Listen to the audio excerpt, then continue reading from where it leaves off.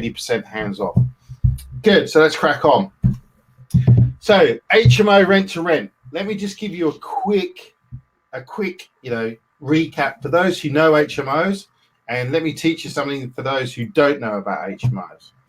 So HMOs rent to rent. It's basically leveraging property you don't have to own. So if I'm a landlord and you came to me and said, look, Ash, you've got a 5-bedroom property. It's perfect for me to turn into an HMO. Will you work with me to help me increase the value of your property and to more than triple the income for you, which I'm basically going to take for the next 3 years. You'll get your rent guaranteed. And then from there, maybe we can talk about maybe me buying the property or whatever it might be. But either way, you're going to get a better property, pure passive income that you're going to get from this property. So there's a whole pitch that you have to go through that we don't have time to go through here tonight. That's why we run courses for that. So the new rules, the new licensing rules, and we'll run through that in a second. They have, in my opinion, created huge opportunity for people like Jimmy, for people like you, and anyone else that are looking to get into the HMO business. Now, no one out there at the moment has really sort of clocked on to this opportunity. And I'll tell you what it is in a minute. The room sizes have all changed. There are now minimum room sizes per council that you must have for each room, whether it's a single person, 2 people sharing, or whatever it might be, whether it's a single room, double room, what have you.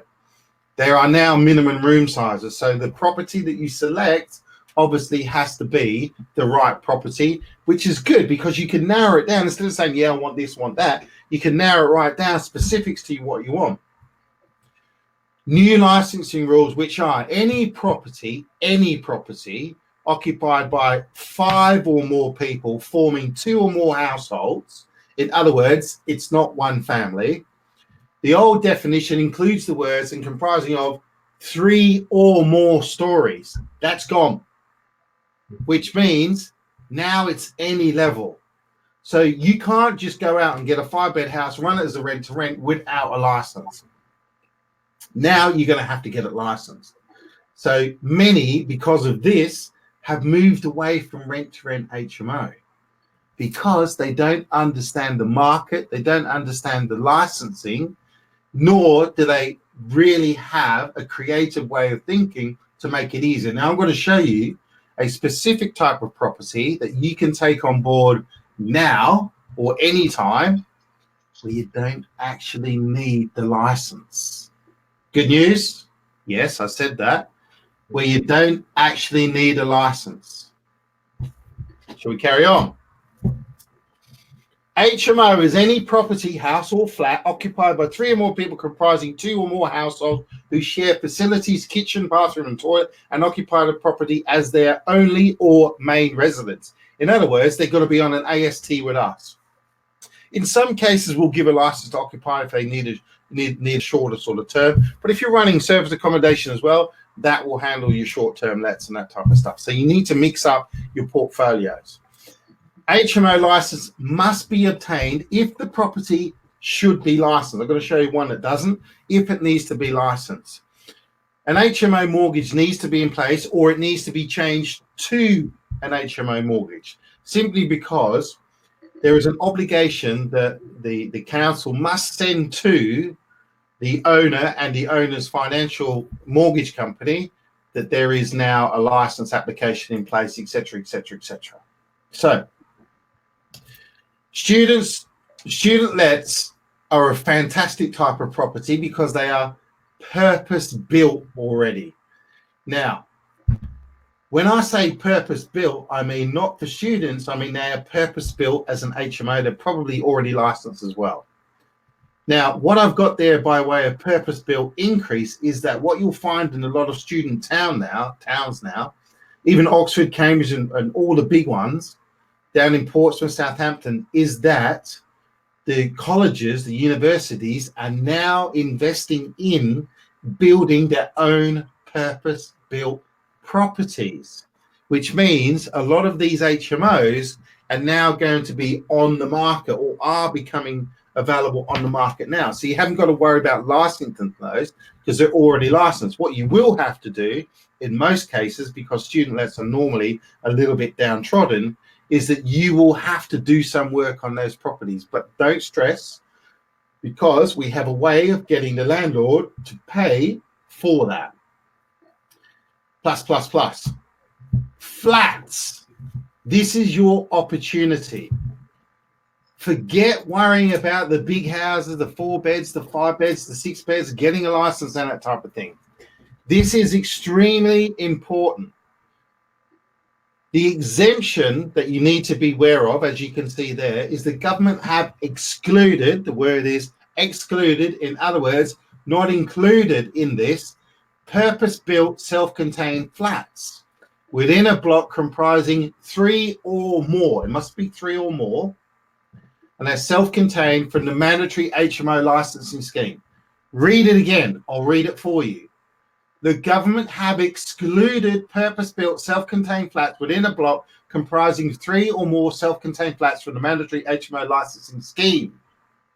In other words, go and get a flat, get 3 or 4 people in there, obviously it's room sizes and that type of thing.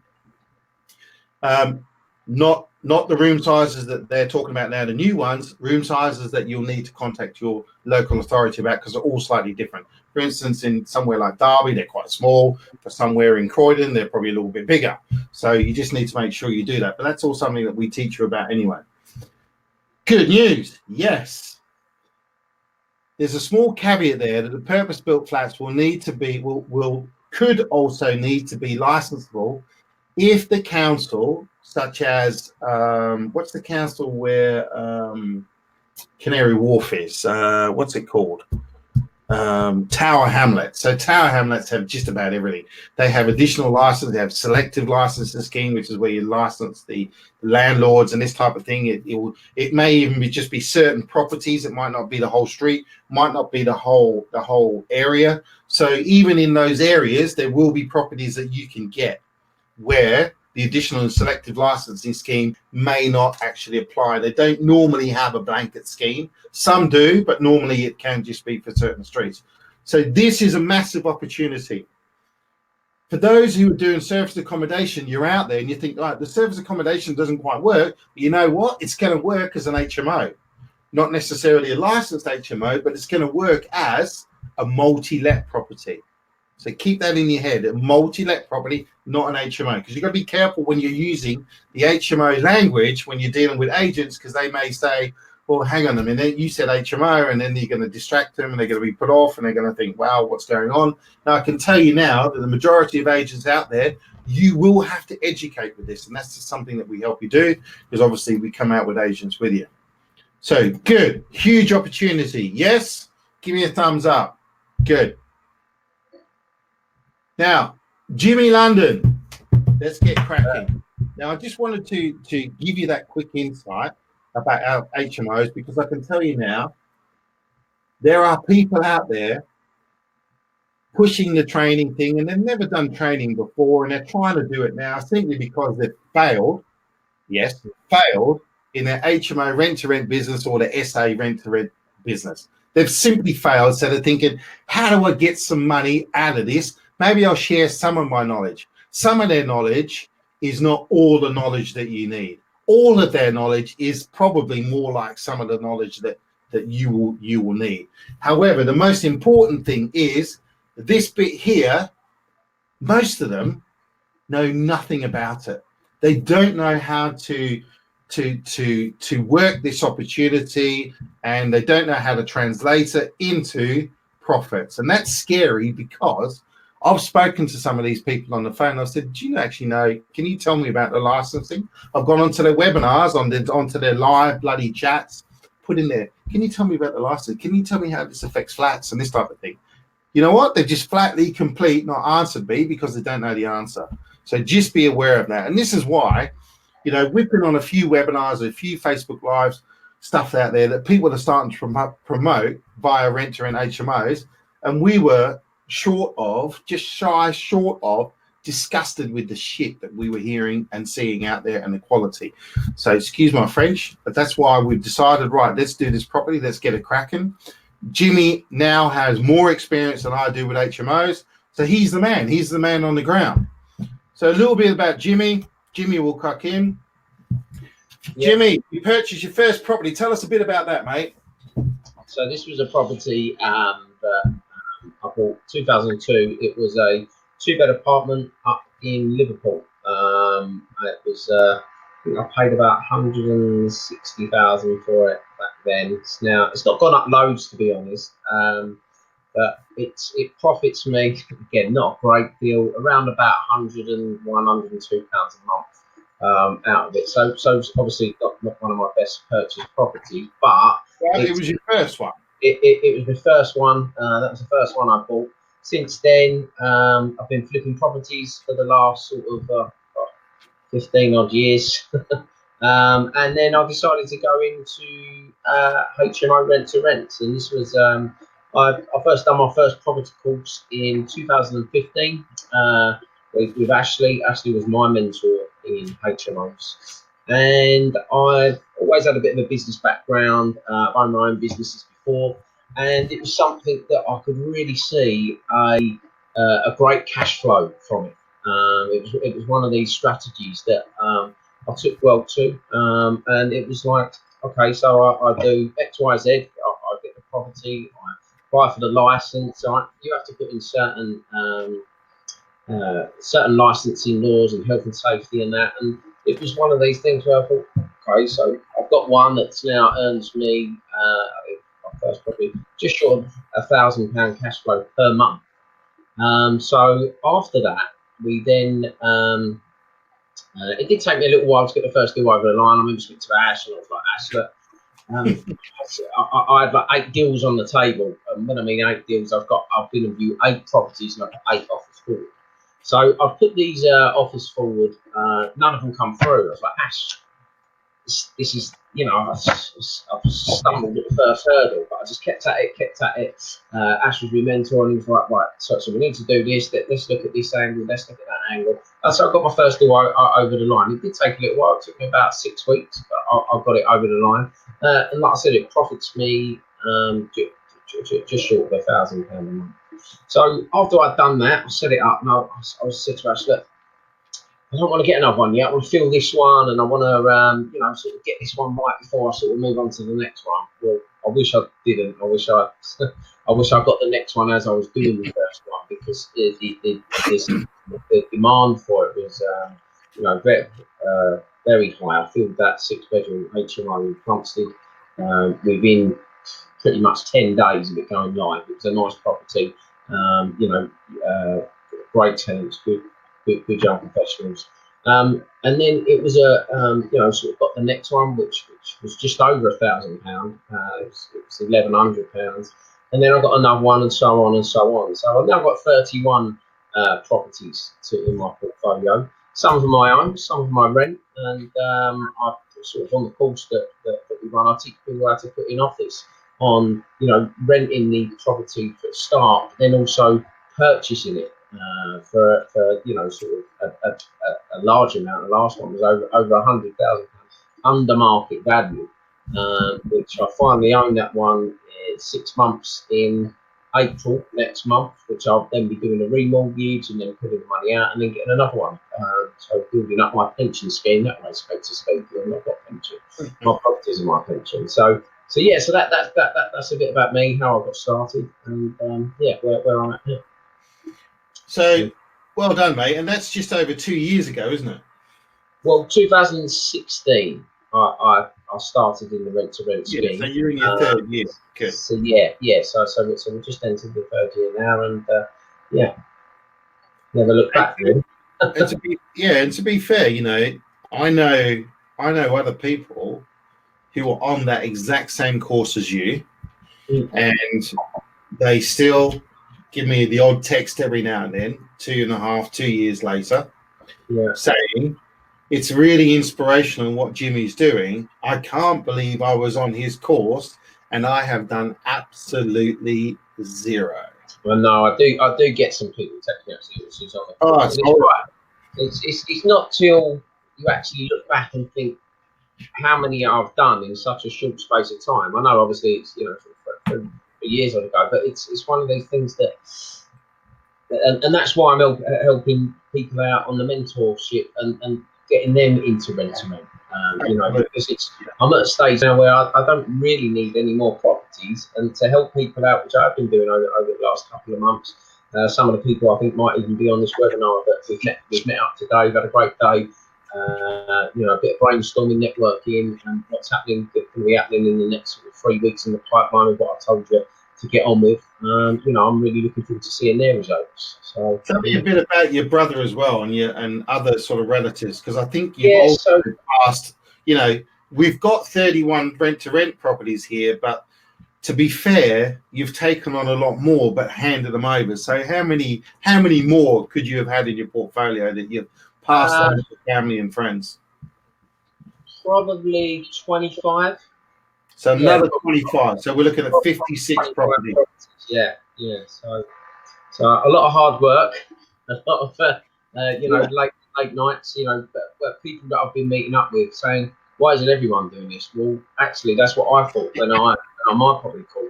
Why doesn't Well, I everyone? kind of just mentioned that before, is that people So don't understand it. They're getting taught. They don't understand how they can now leverage and take advantage of the new licensing rules.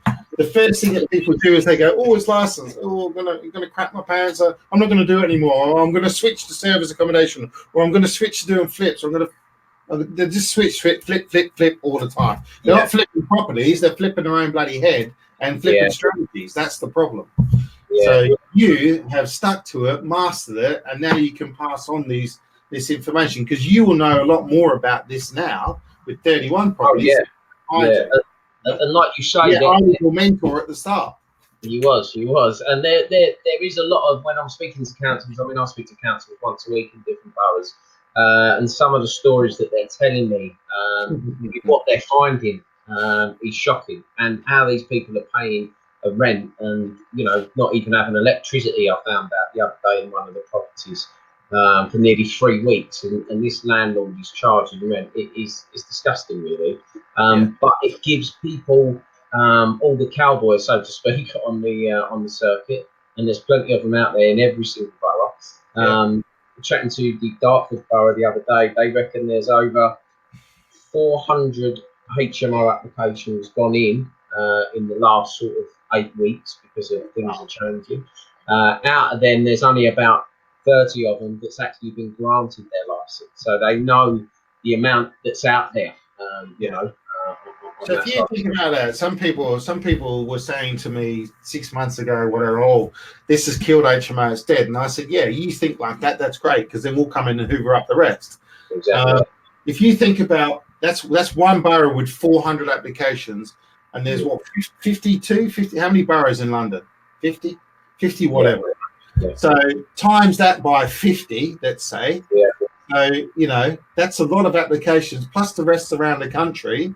So is HMO dead? I don't think so. It's going through the moon. Now, don't forget, this doesn't include all those lovely apartments, self-contained, 3 or more. So let's crack on and let's talk about. There's Jimmy London there. Remember that? That was about a year and a half ago that we sat down with Jazz Real, wasn't it? Yeah, Jazz. Yeah. You speak to What's that? That was in Bromley, wasn't it? It was, yes. Nice meal that was. So let's go through 3 of your deals that you've sent me, and I also want to show people and illustrate that your HMOs look better than a lot of people's service accommodation out there. So take note, guys. This is how you do HMOs. Forget the old way where you're doing the wooden furniture and that type of thing. Like, you know, we were doing that years ago, because that's what worked. But things have evolved, things have changed. So you must always evolve the strategy with your properties, or evolve your properties with the strategy. You need to be ahead of the game. You know, I know people in Jimmy's area who've got HMOs and they got rid of them because they couldn't get any tenants. Jimmy's always full, and you'll see why. So, Jimmy, just run us through Lime Farm, please, mate. So this is a really weird property. So, I work with 3 close agents now. I've sort of narrowed it down. Now, he rings me up, the agent. He says, "Look, I've got this apartment." It's like, "Oh, I don't really take on apartments." And it's in a 60s townhouse, but it was the last townhouse of the block. And when I've gone there and he showed me the floor plan, so that's the first thing I look at as a floor plan to see, one, if the room size and if it's going to work. Well, let's So, go. yeah, so you can see the hallway there. You go in, you've got a smaller bedrooms, the first one on the left, the bigger bedrooms at the back, and you've got a bathroom there. Then you walk through into the kitchen, and then that reception room, that's a massive, that reception room. I've turned that into a bedroom. Then I've got another bedroom, just before you go in the kitchen, and then a bathroom, then another bedroom. Now, believe it or not, this landlord has actually had planning approved to add another 2 bedrooms onto this property where work starts at the end of this month. So I've got to lose 2 bedrooms out of that while the work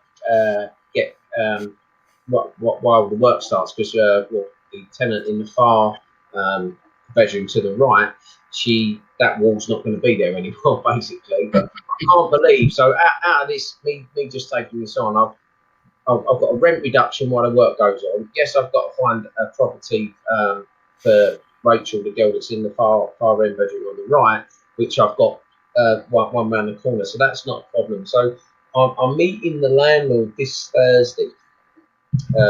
Next Thursday, and she said, right, I'm happy to give you a rent reduction of £700 a month. So okay, that's great. Now that's under £1,000 I'll be paying then a month for the rent, because it's only £16.50 as it is. Yeah. So yes, okay, that's great. Yes, there will be a little bit of building work going on, but I'll keep the house happy. I'll pop in there, I'll pop some beers round, I'll pop some sweets round, just keep them happy and just keep them involved in with what's going on. Then before you go on there, Jimmy, just before you go on, I just want to make sure that everyone listens to the language and the words that you use. Jimmy just said, I'll go in there, I'll make sure they're okay, I'll make sure they're happy, and that everyone, stays put. Now, how many landlords have you heard that talk like that? Most landlords don't give a stuff, which is why we get to take on properties like this, because we have a different attitude. You can hear Jimmy's attitude towards tenants. And Jimmy is very hands-on, he's very helpful. How many people do you have working for you as well, Jimmy? 2 full-time girls in the office, 1 full-time maintenance guy, and gardeners and cleaners. So yeah. Yeah, so you're out and about doing your thing, growing your business, not working in it. Good. Exactly. Yeah, exactly. Sorry, mate. Sorry to butt in. Carry on. Yes. So getting back to this, so I've got another 2 bedrooms that she's adding, one of them with an ensuite as well. So yes, don't get me wrong, the rent's going to go up, but it's not going to go up £1,200 or £1,300. It's only going to go up, which she said, she's happy to do an increase of around £500. So not only is she adding value to the property, but she's bringing me another 2 bedrooms into the equation. That one of them's an ensuite, which I'll get £750 for all day long, and then the other one's going to be a big double room, which I'll be getting £650 for. So if I've got to have an increase of say £500, I'm still well in front. So taking this property on, at the start, I was a little bit not sure, but now I've got a great working relationship with her. She's a doctor, Alex. She's a really, really good landlord. And I've taken on 2 of her flats. Just there again, another tip for people. Just listen again to the words and the things that Jimmy says. So I've got a great landlord. She's a doctor. These are things that I pick up on. Now, you've got to think to yourself, how many hours a day does a doctor have available to run an HMO or even run the property? They don't. They don't have 1 hour. They're working to the hilt 14, 15 hours a day, sometimes 7 days a week, double shifts, whatever they do, depending on what sort of doctor they are. Someone like Jimmy comes along, or it could be you, and says, look, I'll take over your properties. You're going to get guaranteed income. I'm going to look after the property. This is what it'll look like. It'll look like a freaking hotel. Are you happy? Yeah, and I'll tell you what, I'm going to add another 2 rooms for you. I'm going to take a little bit more rent for one of the rooms, but at the end of the day, you're probably going to profit an extra £500-600 a month. Beautiful. Carry on, mate. Yeah, so now I've ended up taking 2 of her 2-bedroom flats that she owns. She said, Jim, I want you to, sort of manage these for me. Now, with a lot of HMO properties, I get a lot of my tenants ask me week after week, have you got a 1-bed studio? Have you got a 2-bedroom flat? So for me to take these on is music to my ears, because I know I can fill them probably quicker than an estate agent can, because I've got texts on my phone that people I just go back to. Look, I've got a 2-bed flat coming on, or I've got a 3-bed house coming on, and this is all relationships that I've built up with my landlord. It's about sort of finding out their background. Once they have sort of faith in you, and that you bring to the table what you say you're going to bring, that's where doors open up, which has been massive for me. So yeah, absolutely. So somebody just asked a question, yours from direct or from agents. So if you remember, Jimmy said that he's got 3 agents that he works with, and I dare say the majority are from agents. But Jimmy, let me know. Yeah, so you've got OpenRoute, which is a direct to landlord website. I've picked up a couple through them. Sorry. I've picked up a couple through them. But mainly now it's all agents. But like I say, I'm not really taking any more properties on at the moment. Hence the reason now I want to get into teaching and getting people, started in HMO rent-to-rent. So the good thing is that, Nigel, well, I didn't want to say you asked it, but I know Nigel asked that question. So Nigel might be saying. The good thing is that when you're out to agents are not hearing a lot about HMOs rent-to-rent at the moment. They're not hearing a lot about, those ones when you're out searching for service accommodation and they say to you, hey, do you know who's going to live in a property? Are they going to be your people or whatever, etc., etc.? So yeah, I can name the people that are going to be in a property. They're going to be on ASTs. We're going to have 3 people in the property, 4 people in the property, whatever it might be. So you can run that property as a multi-let without the need for a license. There's certain other criteria that we need to get into the detail for that to ensure that it's all going to be above board. However, it's quite simplistic, and it's something again that we teach you on the day. So good.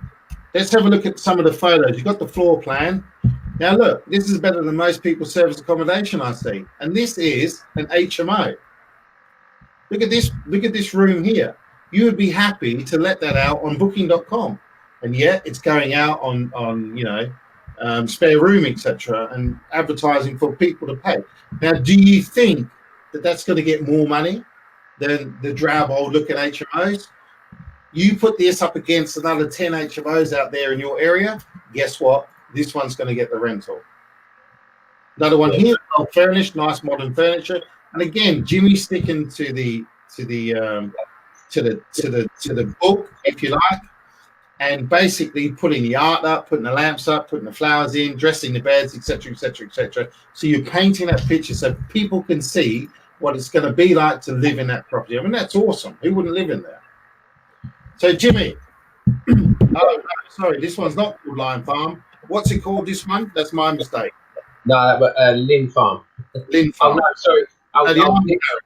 Yeah, sorry. This is my West Cadets Army barrack. So my best property.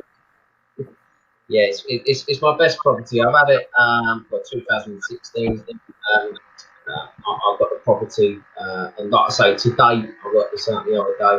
I earned £64,080 today. So my nicest property. Whenever there's a room that comes available, I know full well within 24 hours it's gone. It's that nice. You walk in, it's got a concierge, it's got a fitness centre on site. The people that's in there, I couldn't wish for a better house. My best house by far, and I'm proud of it. And one of my best profits as well. So yes, it did need the planning, which is a slightly different license. It's a 7-bed, but you've only got to look at those figures. It's worth applying for. So yeah, a real good property. So if you think about, let's say, the average 50 grand per property, you guys do the numbers over the last 3 years. Right, cool. Let's have a look at this. Look at it. It's a castle. I remember when you got this, you sent me a photo and you said, do you like my new castle, mate? I've got a castle. No, so many people that don't know it as the barracks, they say, when I speak to them on the phone, is the castle one still available? So, yeah. Exactly. So let's have a look inside again. It doesn't look like a standard HMO. This is why these properties let out so quickly. And the landlords, you show them these photos. You know, when Jimmy's mentoring people, he goes out, he shows them these photos, and this is what we're going to do to your property. This is how it's going to look. And, you know, for the best part of the time that they've been letting the property out, they've had issues with tenants, they've had issues with X, Y, Z. Who's going to want to leave that property? Awesome stuff. Right. Tell us a little bit about your pub, Jimmy, that you turned in from basically a bit of a dump, a wreck that you had to refurb. Tell us a bit about that. Right, so I my background was pubs, bars, and clubs, and used to have a guy work for me. He said, "Look, I want my own pub." So I've done a bit of digging at it, like finding out from enterprise, see what was coming up in the area. So this one popped up. So we went to have a look at it, and obviously I didn't want to do anything to do with the pub. I drink in there every now and then, but I didn't want anything to do with the pub. My interest was the 4 service rooms above the pub. And then there was a 4-bedroom flat. And this flat was massive, you know, a 4-bedroom flat. So, but basically, we got it off the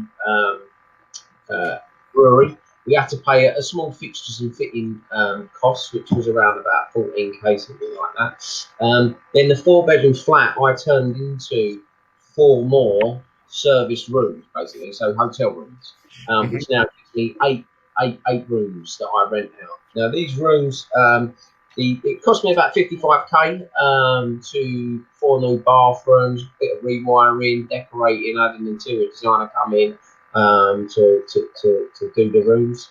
I run at a 95% full rate, 6 days a week. Sunday is my worst day, where I run on sort of 50%. My weekly average turnover is just over the 3k mark, minus my rent bills, laundry, monthly income 14.3.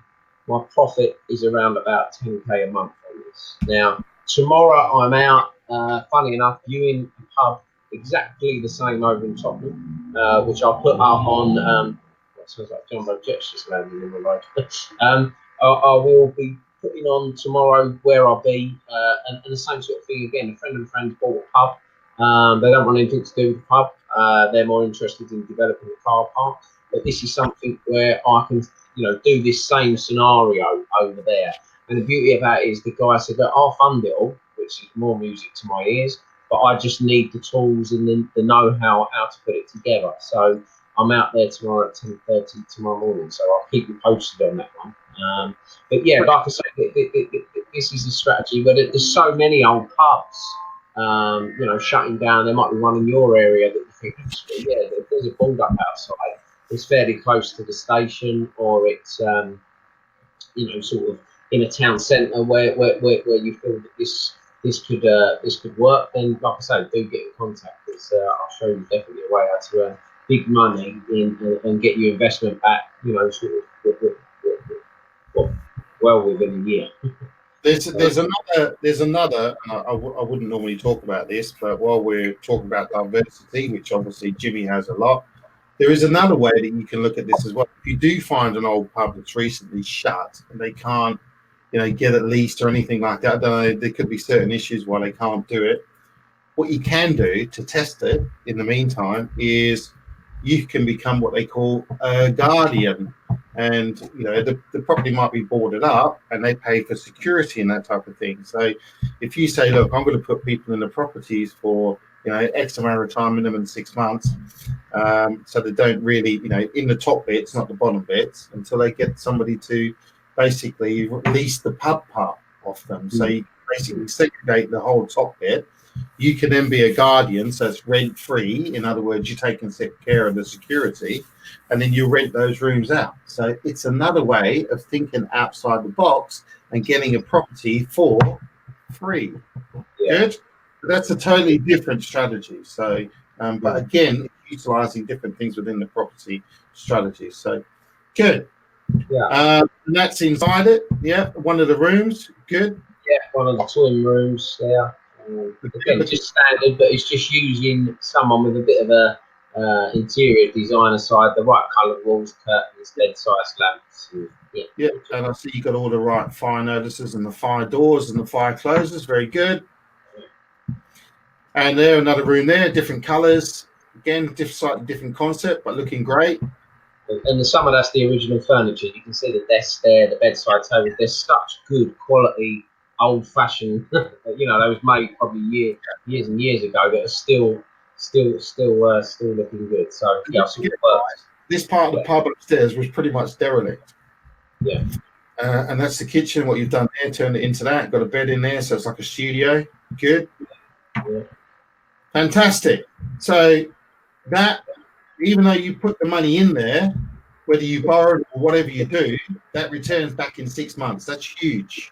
Yeah. Absolutely huge. So as you can see from the different deals there's HMOs, there's the hotel, all different opportunities that Jimmy's seen. And some people can't spot these opportunities, which is why we've got Jimmy now out there with a few of the guys that we mentor, helping them out, helping them find these deals, and creating profits on properties. They've got a different they're learning a different strategy, and they're doing two strategies side by side. And at the same time, Jimmy's also teaching about lease options, purchase options, and purchasing the properties actually off the vendor or the landlord. So, like you said at the start, I can't think of anyone better to help to get started in HMOs. So, like anything, it's not easy. We make it sound easy because Jimmy makes it sound easy. He does HMOs all day, every day. The stuff that we do without even thinking. We don't have to think about it. We're at stage 4. It's what you do. So, as Arthur L. Williams Jr. would say, I'm not telling you it's going to be easy, but it will be worth it. Now, it might take you a month, it might take you 3, it might take you 4, 5, or 6 months to find a deal. I don't know. It depends on you as the person and how much time and effort you have to put in and how much desire you have to succeed. Now, Jimmy, it took him 2 or 3 months to get started, but I think that was more of a, what am I doing? What am I doing? And came and saw me in London, gave him a nice little swift kick in the backside, and off he went. He said, I've got these deals, I'll go and get them. And now look, he hasn't looked back. But Jimmy was a perfect student. Jimmy said, what do I do? He said, do this, and out he went. So it's great. All you have to do, this is the top secret out there. No fucking secrets, right? That's a load of bullshit. There's no developer secrets, no secrets here, because all it is just information that you currently don't have. We have it, so it's not a secret. But all you have to do is copy exactly what Jimmy does, and you will be successful with rent-to-rent HMOs, guaranteed. But you have to copy him. You have to do exactly what he says. Now, some of you have been asking about okay, so this is the pub. Yeah, this. So work with proven experts like myself and Jimmy, because you will work with both of us, more so with Jimmy. Copy what he does, as I've said. The success will come if you copy him and do exactly as he said. There's massive opportunity out there now, as we've spoken about. That's only one thing. There are other things, other opportunities out there that we're not going to mention here because, hey, you give away everything, you take it. There is also much less competition now. We are basically coming in and hoovering up all the opportunities. It's like a gold mine that's been shaken out, but they've left the nice juicy bits just 1 foot away from where they were mining, and that's what we're doing now. We're picking up all those big nuggets, and it's much easier because we're the only ones in the mine. There's no one else out there. A few others, but before there were whole teams of them. Most don't, as I said, don't understand the opportunities, and some trainers don't even know what these opportunities are. A lot of them don't even understand the opportunities that you can create here. So if you want to join us on the next course, it is at the end of March. I think it's the 30th. It's the last Saturday in March. We're not running a service accommodation in March because we are completely inundated with people requesting mentorships. And as you know, we do filter out and get the ones that we want. Jimmy will be doing the same. We'll be filtering out the people who have that true design, what we said, they understand the opportunity, and they know that working with us or working with Jimmy by your side, doing exactly what he says, you're going to be successful, hands down. So there's the link, bookwin.com/Ashley Banfield UK. just go on there and you'll see the next one on the 30th. Just look up the HMO one, or send me an email, and I'll pass it on to Jimmy and share it with Jimmy, and we'll go from there. What I will do on the screen now is, those of you live on the webinar, you'll be able to get this. For those watching the replay, I don't think you can. So what we will do is, I'll just post this up now so that those here can actually see the offer, and you should be able to see it right about now. So you can see there's a logo that says surround yourself with those on the same mission as you. We're on a mission to make as much money as we can and to create as much financial freedom as we can, as in cash flow and income. So if you want to watch us and learn how we do it, it's up to you. But again, you must be the right person with desire to go out and get it. Because I can tell you now, if I was starting out now with no information and no knowledge, and I found someone like Jimmy London and HMOs and 31 properties, he's buying them, he's turning pubs, he's spotting opportunities that most other people, he's spotting opportunities that I wouldn't spot. I wouldn't have spotted the pub opportunity. I would say to myself, right, I've got to get trained by this guy. So click on there if you want to get involved now. Otherwise, and this is a 2-for-1 offer. The price is low at the moment. I think it's like $297 or whatever it is, something like that. So it's only going to be this course. So after that, as in April, May, June, etc., the price will go up, and it will go up to $497 plus that for the 2 people. We may even take the 2 people away, maybe per person. So it's up to you. If you want to take on this opportunity now, get stuck in, and we'll see you on the 30th. We're not going to take any more than 20 people on the course. We want it to be interactive. Jimmy's got a lot to share. We're both putting the course together with both of our experience of writing it. We're both going to present this on the day, both of us. So you're going to have both of our lovely mugs in there. Okay. Anything to add, Jimmy? No, I've covered everything now. For me, like I said, the last 2 weeks I've sat down with some real good people, and I'm really looking forward to getting started with them. And then, I know a couple of them are already booked on the course and that. And just looking forward to sharing my experience, my journey. I know we've only briefly touched down on it there, but we've had 45 minutes, can't we? Yeah, Jimmy's journey in 45 minutes. Yeah, to give an insight of sort of where we're going in the next 12 months. And like what Ashley said, there's a lot getting shaken up in the councils, and a lot of people are not picking up on this. But this is where we come into play. But you're going to get some real nice properties come up. But again, it's just knowing how to get with. But that's what we're teaching. And obviously to build those relationships. I talked to Emmanuel today about a deal that he's got in Acton that's probably got about £650,000 worth of profit of development. There were so-called experts and so-called gurus going in there. None of them could do the deal. Emmanuel went in there and he did the deal. How did he do the deal? Forget the technical stuff. He knows all of that. He is the king at building relationships and running and owning relationships. The relationship that he put together with the vendor is what won the deal, nothing else. And that's what Jimmy does. He spoke about the relationships. He just heard about one landlord there, and he's got 31. The doctor, so I'm sure there's plenty more that you can hear stories about. Anyway, Jimmy, we've got families to get back to, mate. Yeah. All right, so thank you. Great, Ash. Thanks, mate. Questions, I'll answer those questions privately later on, but we're just a bit stuck for time now, so let's crack on. Thanks, Jimmy. Well done.